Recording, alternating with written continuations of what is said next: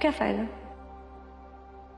जब मैं तुम्हारे साथ तमीज से आके बैठी थी और तुमने इतने क्यूटली कहा था, हाँ बताओ मैं लिस्ट बना रहा हूं, कौन सी चीजें नहीं पसंद तुम्हें, तो वो लिस्ट फॉलो क्यों नहीं की? क्यों मेरे घर आए, क्यों तमाशा किया, क्यों मेरे पापा से बदतमीजी की तुमने, क्यों सब खराब कर दिया? अब उसका नतीजा ये है कि मुझे तो वो सब ठीक ठाक ही लगता है, लेकिन अब मेरे सारे घर वालों को तुमसे शदीद नफरत है, तुम जहर लगते हो उनको।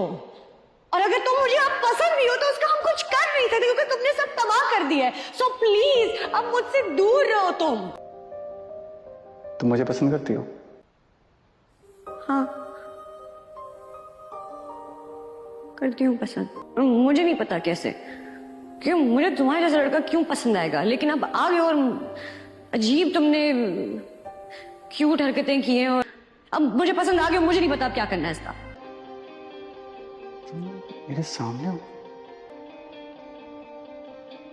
हाँ